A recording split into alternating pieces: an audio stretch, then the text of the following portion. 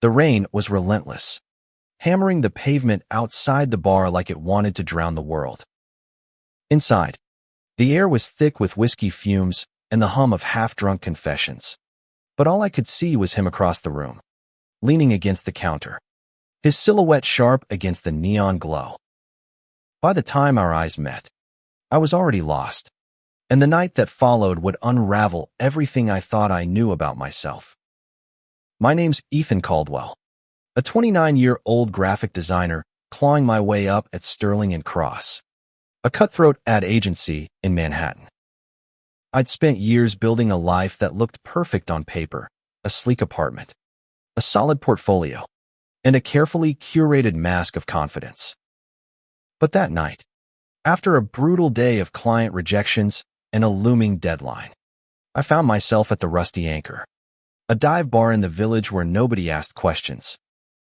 I wasn't looking for trouble, but trouble found me in the form of a stranger with dark curls, a crooked smile, and eyes that seemed to see right through me.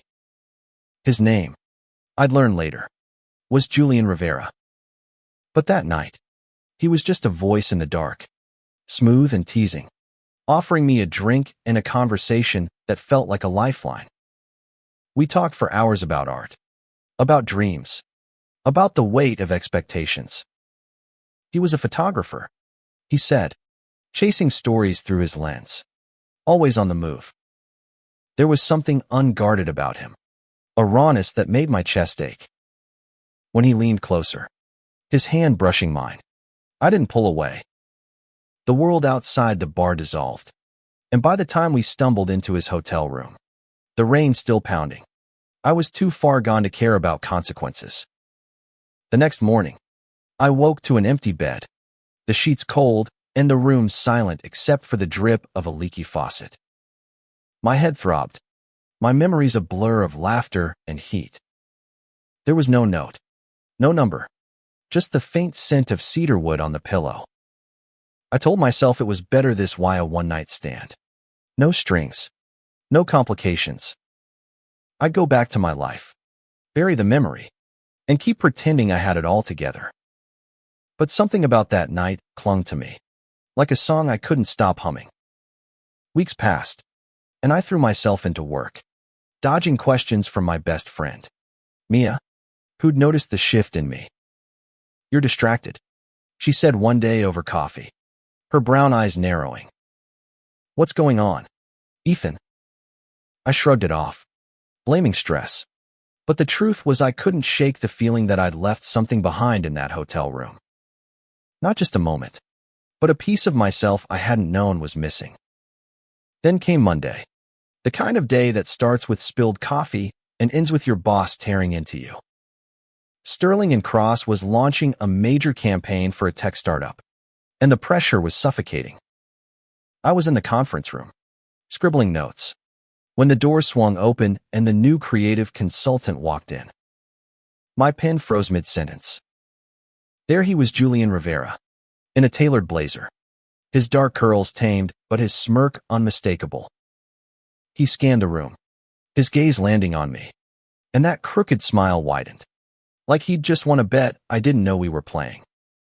"Ethan, right?" he said, his voice low and deliberate, like he was savoring the moment. My stomach dropped.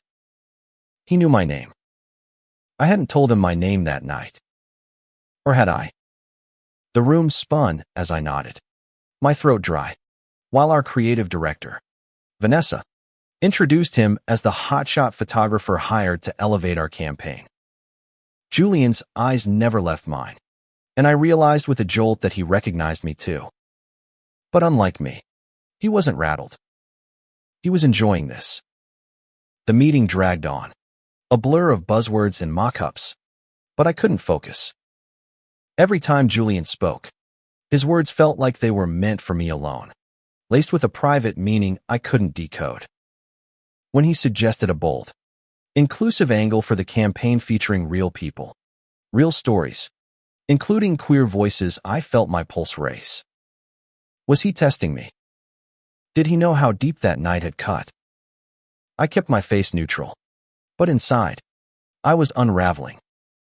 After the meeting, I lingered in the conference room, pretending to organize my notes. Julian stayed too, casually flipping through his portfolio. The door clicked shut, leaving us alone. "So," he said, leaning back in his chair, "you're not much of a morning person, are you?" The teasing edge in his voice sent a shiver down my spine. He was talking about that night. No question. I wanted to snap back, to demand answers, but all I managed was a weak, "What are you doing here?" He laughed, soft and unhurried. "Working. Same as you. Small world. Huh?" His eyes held mine, daring me to say more, but I couldn't. "Not yet." I mumbled an excuse and bolted, my heart pounding like I'd just run a marathon. Back at my desk, I stared at my computer screen, the campaign brief blurring before my eyes. Julian Rivera wasn't just a one-night stand anymore. He was my colleague, my collaborator, and maybe my undoing. That night, I couldn't sleep. I kept replaying our conversation, the way his presence filled the room, the way my body reacted despite my best efforts to stay in control. I'd spent years keeping my personal life locked away, especially at work. Sterling and Cross wasn't exactly a haven of open-mindedness. Whispers about optics and client preferences hung over every decision. I'd never come out to my colleagues, not because I was ashamed, but because I didn't trust them to see me the same way. Now Julian was here, a living reminder of the part of myself I'd tried to bury. The next day, we were paired on a shoot for the campaign. Julian's vision was bold-draw portraits of people from all walks of life, their stories etched in their faces. We scouted locations in Brooklyn, the summer heat pressing down on us as we walked cobblestone streets. He moved with an easy confidence, his camera slung over his shoulder, pointing out details I'd never noticed, the way sunlight hit a graffiti-covered wall, the curve of a stranger's smile. "You see it, don't you?" he said, turning to me. The beauty in the mess. I didn't know if he was talking about the city or us. Working with him was maddening. He was professional, sharp, but every now and then, he'd brush past me, his arm grazing mine, or throw me a look that felt like a secret. I wanted to hate him for it, for making me feel so exposed, but I couldn't. There was something about him, his passion, his fearlessness that pulled me in, even as I fought to keep my distance. By the end of the week, the tension was unbearable. We were in the studio, reviewing proofs, when he leaned over my shoulder, his breath warm against my ear. "You're good at this, Ethan," he said, his voice soft but deliberate. "Hiding, I mean." I froze, my hand gripping the edge of the table. He knew. Not just about that night, but about meth parts one didn't let anyone see. I turned to face him, ready to shut him down, but his expression stopped me. It wasn't mocking or cruel. It was tender. Like he saw me, really saw me, and wasn't running. "I'm not hiding," I lied, my voice barely above a whisper. He raised an eyebrow, that damn smirk returning, but he didn't push. Instead, he handed me a candid shot of a young couple, two men holding hands, their faces lit with quiet joy. "This," he said, "is what the campaign needs. Truth."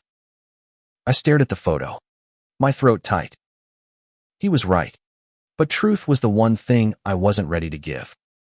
The days bled into weeks, and Julian became a constant in my life, whether I wanted him to or not.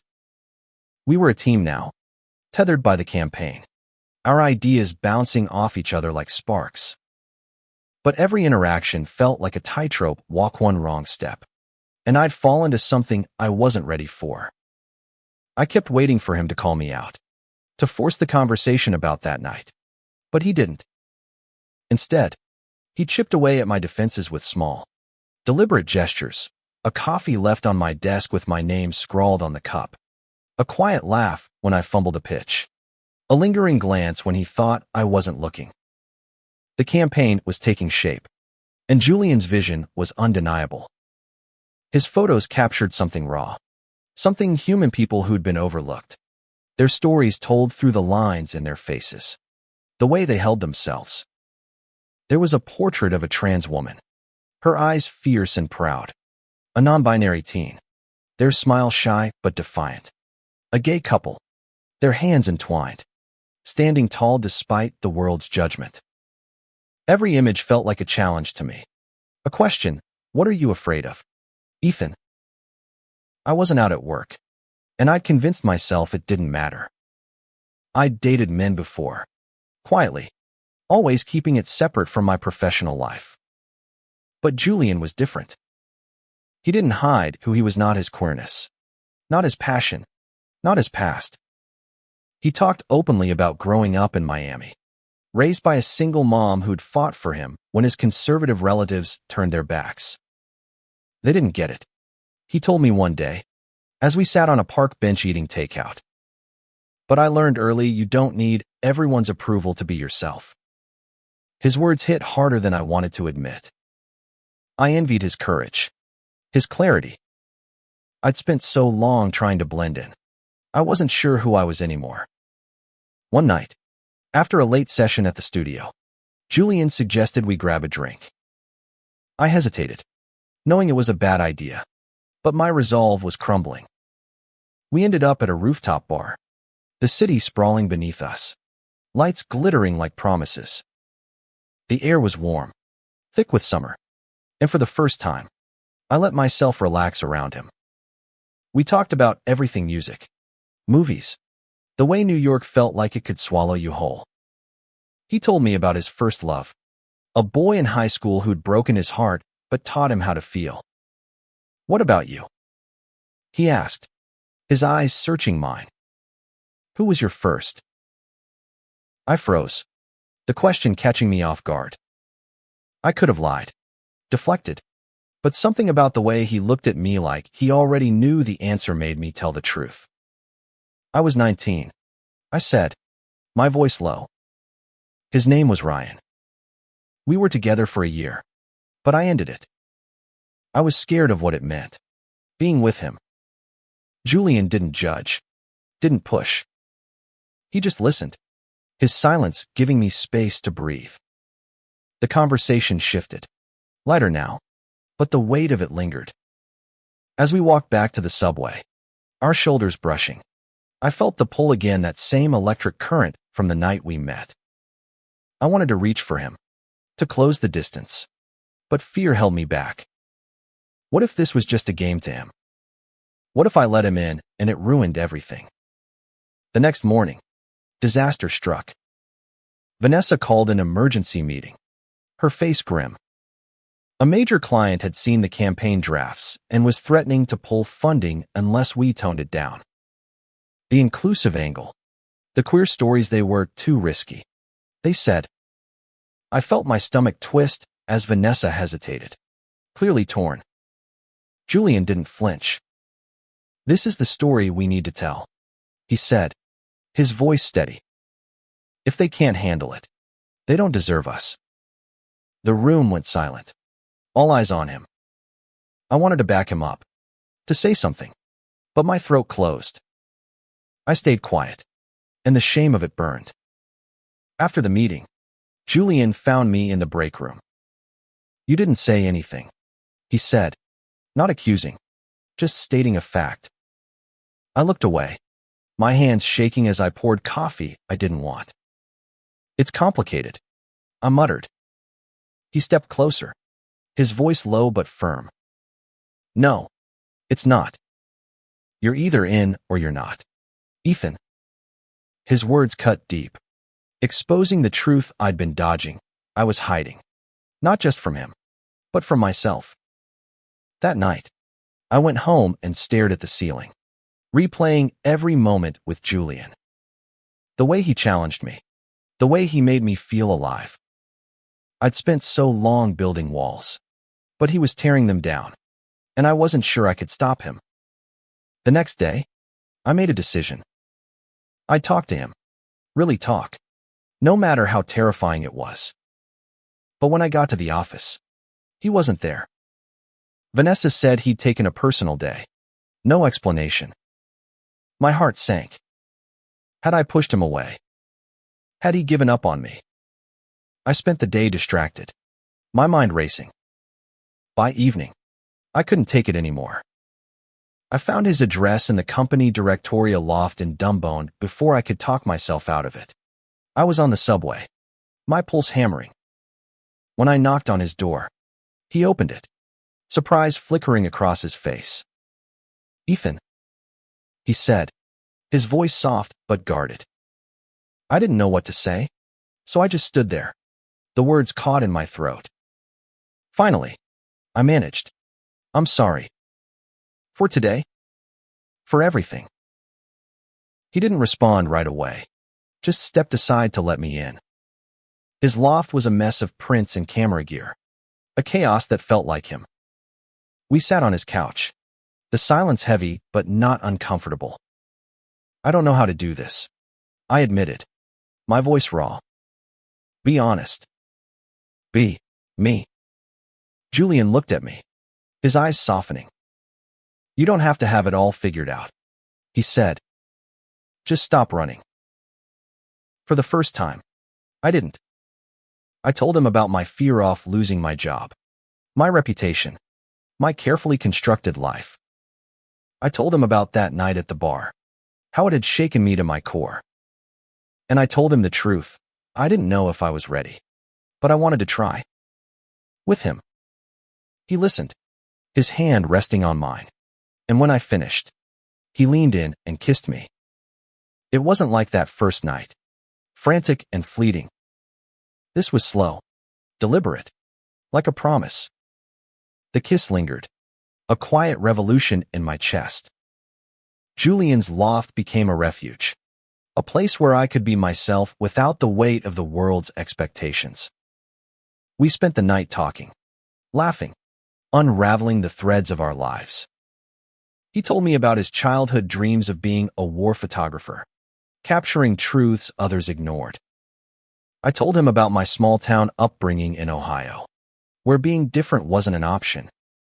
For the first time, I felt seen, not as the polished version of Ethan Caldwell, but as the messy, uncertain man I was. But the real world didn't wait. At work, the client's ultimatum hung over us like a storm cloud. Vanessa was under pressure, and the team was fracturing. Some supported Julian's vision. Others wanted to play it safe. I could feel the eyes on me, waiting for me to pick a side. Julian, as always, was unwavering. "We don't back down," he told me one evening, as we pored over mock-ups in his loft. "This campaign isn't just about selling a product. It's about showing people they matter." His conviction was infectious. But doubt gnawed at me. What if we pushed too hard and lost everything? The breaking point came during a pitch rehearsal. Vanessa presented a watered-down version of the campaign, stripping out the queer stories. Julian interrupted, his voice calm but unyielding.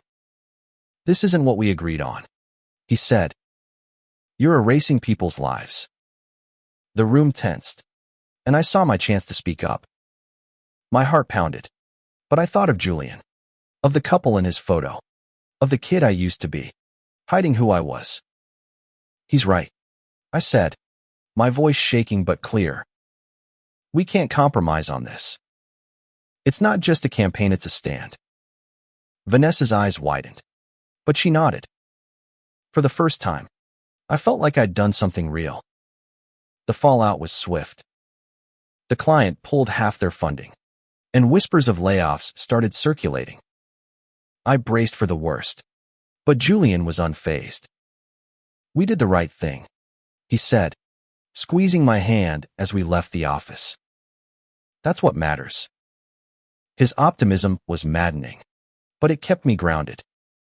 We started working on a new pitch, one that leaned even harder into authenticity, pitching to smaller, progressive brands. It was a risk, but it felt right. Outside of work, our relationship deepened. Julian took me to his favorite spots: hidden bookstores, jazz clubs, a pier in Coney Island where we watched the sunset, our fingers laced together. He challenged me to be braver, to live louder. One night, as we lay on his couch, tangled together, he whispered, "You're not who you were, Ethan. You're becoming something more." I didn't have words, so I kissed him instead, pouring everything I felt into it. But not everyone was ready for the new me. Mia, my best friend, started pulling away. "You're different," she said one day, her voice tight. "Ever since you met him." I tried to explain, but she wasn't ready to hear it. At work, the whispers grew louder. A colleague made a snide comment about diversity hires, and I saw red. Julian stopped me from confronting him, his hand on my arm.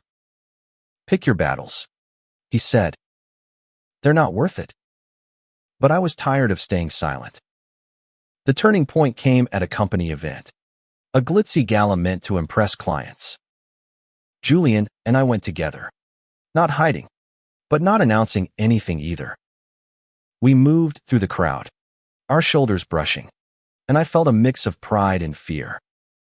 When Vanessa introduced us as the team behind the campaign, I saw the looks, some curious, some hostile. Then Julian took my hand, right there in front of everyone, and my heart stopped. "Let them stare," he whispered, his smile defiant. In that moment, I realized I didn't care what they thought. I was done hiding. The gala wasn't all smooth sailing. A senior exec pulled me aside, his tone dripping with condescension. "You're talented, Ethan, but you're playing a dangerous game," he said. "This lifestyle choice could cost you." I wanted to punch him, but I thought of Julian's words and held back. Instead, I said, "If being myself costs me this job, it's not a job worth having." His face hardened, but I walked away, my head high. Back at Julian's loft, I told him what happened. He pulled me close, his arm steadying me. "You're braver than you know," he said, "and I'm not going anywhere." For the first time, I believed him. We were building something real, something worth fighting for. But the fight wasn't over. The campaign was still in limbo, and the office was a minefield. I knew we'd face more battles, but with Julian by my side, I felt ready. The campaign's fate came down to a final pitch, a make-or-break moment in a sleek midtown boardroom. Julian and I had poured everything into it: late nights, endless revisions, and a belief that stories could change minds. We presented to a new client, a startup focused on social impact, and laid it all bare: the photos, the stories, the truth. Julian's images spoke louder than words, each one a testament to resilience and love. When I spoke, my voice was steady, fueled by a courage I hadn't known I had. "This isn't just about branding," I said. "It's about showing the world that everyone deserves to be seen." The client signed on, and the room erupted in applause. Vanessa hugged us both, her eyes shining. "You two are unstoppable," she said. For the first time, I felt like I belonged not just at Sterling and Cross, but in my own skin. The campaign launched to critical acclaim, shared across social media, sparking conversations that reached far beyond New York. Julian's photos were everywhere, and with them, a message: love is love, and it's worth fighting for. But the victory wasn't just professional. Julian and I were a team now, in every sense. We moved in together, his loft becoming our home, a space filled with laughter, art, and the quiet moments that meant the most. One evening, as we stood on the fire escape, the city humming below, he turned to me. "You know," he said, his voice soft, "I didn't expect you." That night at the bar, I thought it was just a moment, But it was the start of everything. I kissed him, the weight of his words settling in my chest. He was right. That night had been a spark, but what we'd built was a fire. The road wasn't always easy. Mia and I reconciled, but it took time. She had her own fears to face. At work, some colleagues kept their distance, but others stepped up, inspired by the campaign's impact. I started mentoring a young designer, a queer kid who reminded me of myself, scared but hungry for more. I told him what Julian had taught me. You don't need everyone's approval to be yourself. You just need to keep going. Looking back, that night at the Rusty Anchor wasn't just a one-night stand. It was the moment I stopped running from who I was. Julian didn't just walk into my life. He walked into my heart, showing me what it meant to live without fear. We faced the world together, its judgment, its beauty, its chaos, and came out stronger. The campaign was a success, but the real triumph was us, two men who found each other in the dark and chose to step into the light. As I write this, Julian's asleep next to me, his camera on the nightstand, his hand resting on mine. The city outside is quiet, but our story is loud, echoing in every choice we make, every risk we take. I didn't recognize him in the light, not at first. But now, I see him clearly. And I see myself too.